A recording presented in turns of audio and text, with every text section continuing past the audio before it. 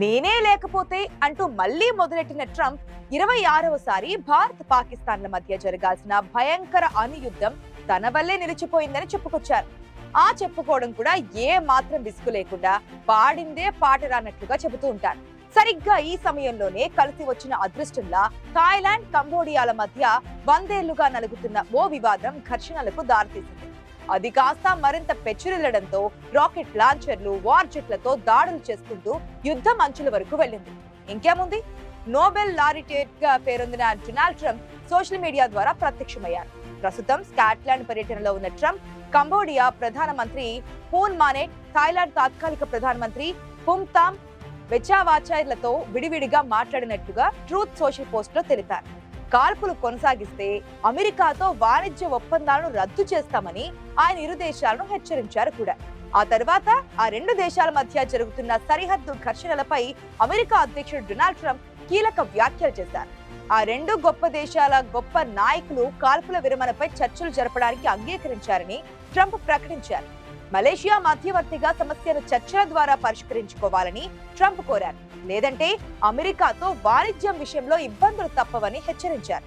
దాంతో ఆయన ప్రకటనకు జడుసుకున్నటువంటి కంబోడియా ప్రధాని హెర్మనేట్, థాయ్ తాత్కాలిక ప్రధాని పూనం వెచాయా మలేషియాలోని పుత్రజయ నగరంలో షరతుల్లేని కాల్పుల విరమణను ప్రకటించారు. ఈ విషయాన్ని మలేషియా ప్రధాని అన్వర్ ఇబ్రహీం సోమవారం పుత్రజయలో విడుదల చేసిన సంయుక్త ప్రకటనలో ధృవీకరించారు. సరిహద్దు ఉద్రిక్తతలను తగ్గించేందుకు ఇరు దేశాల సైనిక అధికారులు సమావేశాలు కూడా నిర్వహించారు. కాల్పుల విరమణను అమలు చేసి శాంతి భద్రతలను పర్యవేక్షించేందుకు మలేషియా, థాయ్, కంబోడియాల విదేశాంగ, రక్షణ శాఖలు ఒక యంత్రాంగాన్ని ఏర్పాటు చేయాలని నిర్ణయించాయి అని అన్వర్ వెల్లడించారు.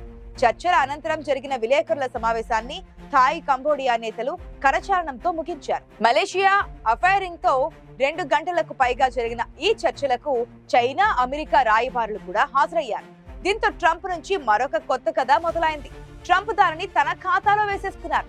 ఇక్కడ నేనే అంటూ డంకా బజాయించుకున్నారు. భారత పార్లమెంటులో ఆపరేషన్ సింధూర్ పై చర్చ జరుగుతున్న వేళ అమెరికా అధ్యక్షుడు డొనాల్డ్ ట్రంప్ పాత పాటే పాడారు. తానే గనుక సకాలంలో జోక్యం చేసుకోకపోతే భారత్, పాకిస్తాన్లు ఈ పాటికి యుద్ధంలో ఉండేవని వ్యాఖ్యానించారు ఆయన. బ్రిటన్ ప్రధాని కీర్ స్టార్మర్ తో కలిసి ఆయన స్కాట్లాండ్ లో జరిగిన మీడియా సమావేశంలో మాట్లాడారు. ఇటీవల కాలంలో తాను ప్రపంచ వ్యాప్తంగా 6 ప్రధాన యుద్ధాలను నివారించినట్లుగా చెప్పుకొచ్చారు. ప్రపంచ వ్యాప్తంగా అనేక చోట్ల కాల్పుల విరమణలు కొనసాగుతున్నాయి. నేనే లేకుంటే 6 పెద్ద యుద్ధాలు జరుగుతుండేవి. ఇందులో భారత్, పాకిస్తాన్ ఘర్షణ అతి పెద్దది. ఎందుకంటే ఇవి 2 అణ్వస్త్ర దేశాలు. ఒకవేళ వారు పరిస్థితులు అదుపు తప్పి అణ్వాయుధాలు ప్రయోగించుకుంటే యుద్ధం విస్తరించడం, అణుధూళి వ్యాప్తి వంటి దారుణ పరిస్థితులు నెలకొని ఉండేవి. ఇరు దేశాల నేతలు నాకు చాలా బాగా తెలుసు. యుద్ధం చేసుకోవాలనుకుంటే వాణిజ్య ఒప్పందాలు కుదుర్చుకోనని చెప్పాను అని ట్రంప్ వ్యాఖ్యానించారు. భారత్, పాక్ల మధ్య తానే యుద్ధం ఆపానంటూ ట్రంప్ 26వసారి చెప్పుకున్నారు. ఈ వ్యవహారంలో అమెరికా పాత్ర లేదని భారత్ ఖండిస్తూ వస్తోంది. పార్లమెంటులో ఆపరేషన్ సింధూర్ పై చర్చ సందర్భంగా విదేశాంగ శాఖ మంత్రి ఎస్ జయశంకర్ ఇదే విషయాన్ని స్పష్టం చేశారు కూడా. ఏప్రిల్ 22 నుంచి జూన్ 17 వరకు ప్రధాని మోదీ, ట్రంప్ల మధ్య ఎలాంటి ఫోన్ సంభాషణ జరగలేదని తెలిపారు.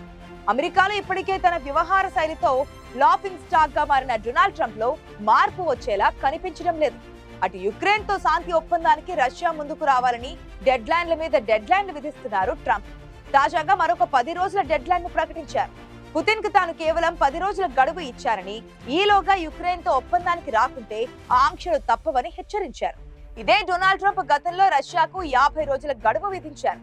ఇప్పుడు ఆ గడువును 10 రోజులకు కుదించి లాస్ట్ వార్నింగ్ అంటున్నారు. యుక్రెయిన్ తో యుద్ధాన్ని కావాలనే పొడిగిస్తూ పోతున్న పుతిన్ వైఖరితో అసహనంతో ఉన్నారు డొనాల్డ్ ట్రంప్. మరి రష్యాపై భారీ టారిఫ్ విధిస్తారా అన్న ప్రశ్నకు ఆయన ఇందుకు సంబంధించిన చర్యలపై ఇవాళో రేపో ఒక అధికారిక ప్రకటన వెలువడుతుందని ప్రకటించారు. ప్రస్తుత పరిణామాలపై పుతిన్ తో మాట్లాడాలనే ఆసక్తి తనకు అంతగా లేదని చెప్పారు. నిజానికి ట్రంప్ తో మాట్లాడాలని పుతిన్ కూడా అనుకోవడం లేదు. అసలు పుతిన్ అమెరికా అధ్యక్షుడి వార్నింగ్లను పట్టించుకున్నట్లు కూడా కనిపించడం లేదు. ఈలోగా టీ కప్ లో తుఫాను మాదిరిగా ఆగ్నేయాసియాలో మరొక యుద్ధ సంకేతాలు కనిపించాయి. థాయ్, కంబోడియా దేశాల మధ్య ఘర్షణలను చూడగానే తన దృష్టిని అటువైపు మళ్లించారు ట్రంప్. అవసరం లేకున్నా వెంటనే తన సొంత సోషల్ మీడియా ద్వారా వారి వివాదంలో వేళ్లు కాళ్ళు పెట్టేశారు. ట్రంప్ ప్రవర్తన చూస్తే మనకు మన దేశపు శాంతి దూత కేఏ పాల్ గుర్తుకు రావడం ఖాయం. అచ్చం అలాగే ప్రవర్తిస్తున్నారు ట్రంప్ కూడా. రెండు దేశాలు తక్షణ కాల్పుల విరమణ, శాంతి కోసం చర్చించేందుకు సిద్ధమయ్యాయి. ఇరు దేశాలు అమెరికాతో వాణిజ్య ఒప్పందాలను కొనసాగించాలని కోరుకుంటున్నాయి. అమెరికాతో వాణిజ్యం కొనసాగాలంటే యుద్ధాన్ని ఆపాల్సిందేనని స్పష్టం చేశారు. దాంతో వారు వెంటనే కాల్పుల విరమణకు అంగీకరించారు. రెండు దేశాలతోనూ వ్యవహరించడం గౌరవంగా ఉందన్నారు ట్రంప్. వారికి సుదీర్ఘమైన చరిత్ర, సంస్కృతి ఉంది. వారు రాబోయే చాలా సంవత్సరాలు కలిసి ఉంటారని ఆశిస్తున్నాను అని ట్రంప్ ట్రూత్ సోషల్లో రాశారు. ట్రంప్ కు ఎవరు స్క్రిప్ట్ రాసిస్తున్నారో కానీ అన్ని కాల్పుల విరమణలకు అమెరికా వాణిజ్య వ్యాపారాలు, సుంకాల విధింపులే బెదిరింపులో ఉంటున్నాయి. కనీసం 24 గంటలు గడవక ముందే సీజ్ ఫైర్ ఉల్లంఘన చోటు చేసుకుంది. మళ్లీ ఘర్షణలు మొదలవగా మీరంటే మీరని రెండు దేశాలు ఒకరిపై ఒకరు ఆరోపించుకుంటున్నారు. కంబోడియా దళాలు ఉద్దేశపూర్వకంగానే ఉల్లంఘనలకు పాల్పడుతున్నాయని థాయిలాండ్ ఆరోపించింది. ఇప్పటికే ఇరు దేశాల మధ్య 5 రోజుల పాటు జరిగిన ఇప్పటి వరకు 33 మంది ప్రాణాలు కోల్పోయారు. యుద్ధంలో 1,68,000 మందికి పైగా నిర్వాసితులయ్యారు. సోమవారం నుంచి కాల్పుల ఒప్పందం అమలు మొదలైన ఆదిలోనే మళ్లీ సమస్యలు తలెత్తాయి. అర్ధరాత్రి నుంచి తాము కాల్పులు జరపడం లేదని థాయిలాండ్ చెబుతోంది. కానీ కంబోడియా పక్షం నుంచి మాత్రం కాల్పులు ఆగలేదని ఆరోపించింది. సరిహద్దు వెంట చాలా ప్రదేశాల్లో రాత్రి మొత్తం కాల్పులు జరిగినట్లుగా వెల్లడించింది. వీటికి తగిన స్థాయిలో థాయ్ నుంచి కూడా ప్రతిస్పందనలు వెళ్లినట్లు చెబుతున్నారు. ఈ విషయాన్ని థాయ్ ప్రతినిధి మెంథాయ్ సువారే వెల్లడించారు. మరోవైపు కంబోడియా రక్షణ మంత్రి ఒక ఆంగ్ల వార్తా సంస్థతో మాట్లాడుతూ కాల్పుల విరమణ మొదలైనప్పటి నుంచి ఇరు పక్షాల నుంచి ఎక్కడా సాయుధ ఘర్షణలు చోటు చేసుకోలేదని వివరణ ఇచ్చారు. ఇక కాల్పుల విరమణ ఒప్పందంలో భాగంగా జరగాల్సిన స్థానిక కమాండర్ల సమావేశం కూడా 2 సార్లు వాయిదా పడింది. ప్రస్తుతం అమెరికా అధ్యక్షుడు అమెరికాలోనే అనేక ఆరోపణలు ఎదుర్కొంటున్నారు. పాలనాపరమైన ఇబ్బందులు ఎదుర్కోవడానికి మధ్యలో ఇలాంటి డిస్ట్రాక్షన్ టాక్టిక్స్ ఉపయోగిస్తున్నారా అన్న అనుమానాలు కూడా వ్యక్తం చేస్తున్నారు విశ్లేషకులు.